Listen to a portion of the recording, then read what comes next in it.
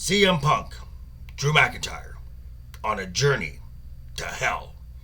The Judgment Day is now an entity to fear. That and a whole lot more on the Raw season premiere. And here we go.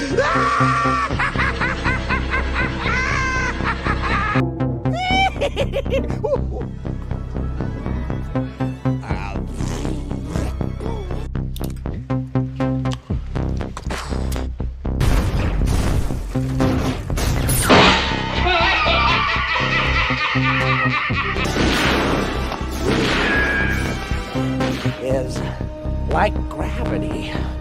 All it takes is a little push.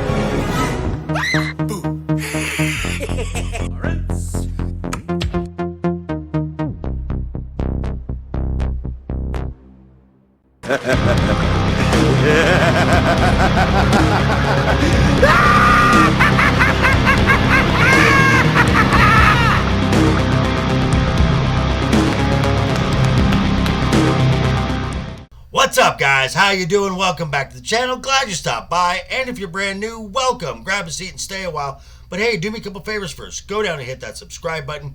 Go next door, ring that bell. Make sure it says all so you know when the next video pops up. Hit that like button. And before you head out, drop a comment. And if you are one of the regulars here, I welcome you back for another round. I ask that you also hit that like button. And before you leave, drop a comment, because YouTube does love the comments. And of course, share the video out on all social media. Monday Night Raw from Calgary, Alberta, Canada. The season premiere. As for the month of September, the USA Network will play host for all three WWE shows as NXT moves to the CW next month in October and Raw moves to Netflix starting in January 2025. So, moving into the next premium live event, that being Bad Blood, let's see what the WWE had in store for its season premiere of Raw. Here we go! Now, the WWE wasted no time bringing in the excitement as we got an 8-man street fight featuring members of American Made, that being Chad Gable, Julius and Brutus, the Creed brothers, along with Ivy Nile, versus members of the Wyatt Six, Dexter Lumis, Joe Gacy, Eric Rowan, and Nikki Cross. Ivy actually threw the first punch to get this thing started, and the fight was on. Now, this is what you'd expect from a street fight hardcore match. Lots of weapons, there were tables, kendo sticks, trash cans, etc., you name it. But in the end, Uncle Howdy hits Sister Abigail onto Chad Gable, followed by a top rope splash from Dexter Lumis. 1, 2, 3. Winner, the Wyatt Six. So it was a great opening first match, and also a great way to blow off this feud going forward. Dude, that was awesome! Next, we had Finn Balor in the ring to cut a promo, something he doesn't normally do. So if he's in the ring to cut a promo, it's something serious. And he is calling out Damian Priest. Now, Damian Priest joins him in the ring, and Finn goes after the former champion, talking about all the times that he has failed the Judgment Day, talking about how Finn had opportunities to be a world champion, and he was always stifled by Damian Priest. Finn Balor challenged Damian to a match at Bad Blood. Damian accepts. It is now official. We will get Finn Balor versus Damian Priest at Bad Blood. Also made official, something we thought was already coming, will be Liv Morgan versus Rhea Ripley for the Women's World Championship. Now, as you can expect, the Judgment Day came out to start shenanigans. Damian was fending him off. Rhea came out to offer assistance. Still with her crutch, Liv Morgan comes out, does a nasty chop block on Rhea's knee, begins beating her with her crutch. They throw her into the ring. As Liv continues to beat down, Damian Priest puts his body over top of Rhea to protect her. Liv continues the beatdown with the crutch on Damian Priest. The Judgment Day stands victorious. This shows a much more vicious side that has been sorely missed from the Judgment Day. We're bad guys. It's what we do. Also, the Unholy Union failed to recapture the women's tag titles in a rematch between Jade Cargill and Bianca Belair. And moving on. Now, great moment in the show. We had Calgary legend, WWE Hall of Famer, Bret Hart came out into the ring to talk to the WWE fans. He was making his little talk to the fans, and he was soon joined by the World Heavyweight Champion, the Ring General, Gunther, saying that Bret was his hero as a child, as was many of the WWE talent. But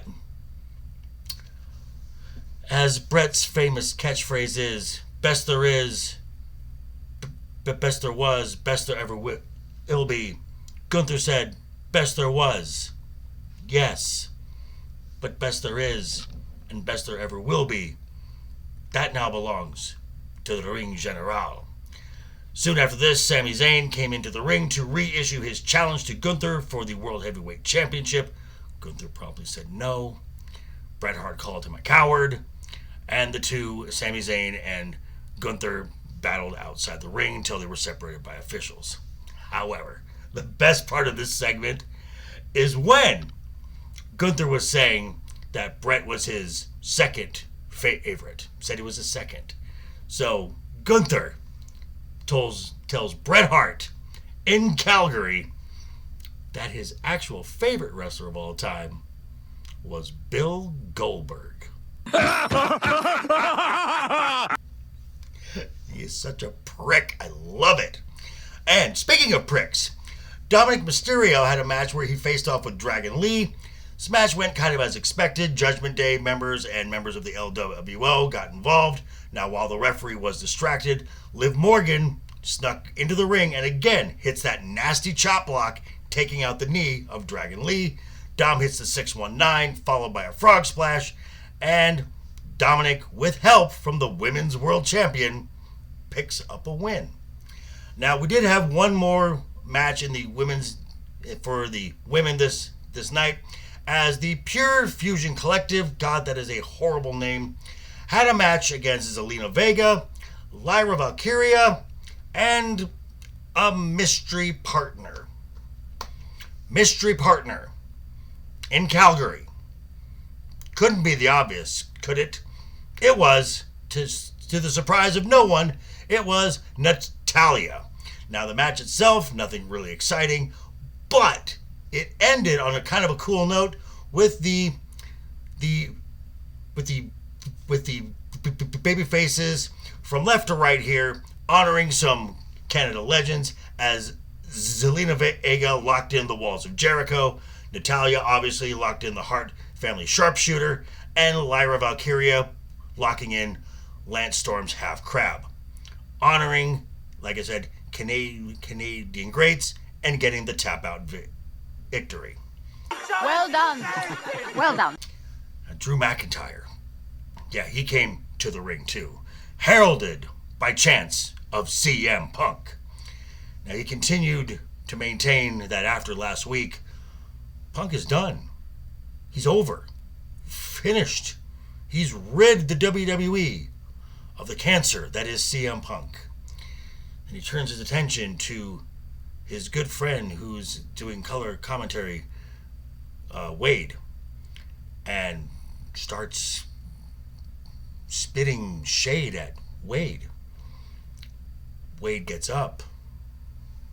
This hinting maybe a possible in-ring return. But before we got anything further than that, Raw General Manager Adam Pearce interrupts, saying that he just talked to CM Punk.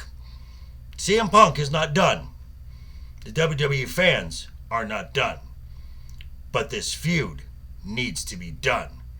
And at Bad Blood, it will be done, as this match will be held within the confines of Hell in a Cell. It's so badass. Now, the Judgment Day had a full dance card tonight, and in their last segment of the show, Finn Balor had a match with Rey Mysterio. Now, members of the LWO and the Judgment Day were banned from ringside, so no shenanigans during this match. Rey Mysterio went for the 619, but Finn caught him and applied an ankle lock within the ropes. Now, Finn refused to release the hold after the referee's 5-second count, resulting in a disqualification. Finn continued to apply the hold and had to be removed by WWE referees and other officials, just continuing this viciousness that they had established at the beginning of the show. And now that brings us to the main event, the Fatal 4-Way for the number one contender for the Intercontinental Championship between Pete Dunne, Jey Uso, Ilya Dragunov, and Braun Strowman.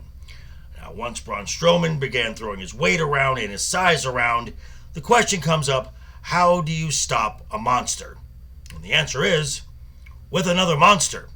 As big Bronson Reed literally came out of nowhere, hitting Braun through the announce table with a tsunami that Braun was setting up for someone else. Now, with Strowman removed from the equation, Jey took the opportunistic approach by super kicking Ilya Dragunov after he hit an H-bomb onto Pete Dunne, hit the Uso splash, and Jey Uso is now the number one contender for the Intercontinental Championship. Translation, he will be the first to lose to Braun Breaker in the next title defense. That's a fact. But hey, great show overall. Move some stories forward, going into bad blood. But these are just my thoughts. I want to hear from you now down in the comments. Be sure to check me out tonight as we'll be talking about this and a whole lot more. And doing with our new segment, If You Have the Pen, fantasy booking the Women's 2025 Royal Rumble. That is on Wednesday night, is overbooked. And definitely check out tomorrow night at Roman of the Empire. It's finally here. The Fifth Element review. But yeah, thanks for stopping by, folks. Again, quick reminder before you head out the door, hit that subscribe button, ring that bell if you liked the video, give it a thumbs up. If you didn't like the video, hey, thanks for sticking around this long. I appreciate that. I will see you folks all very soon. Hope you're having a great week. Have a great rest of the week ahead of you. And always have fun. Hashtag keep talking. And always keep that smile on your face. Doodles.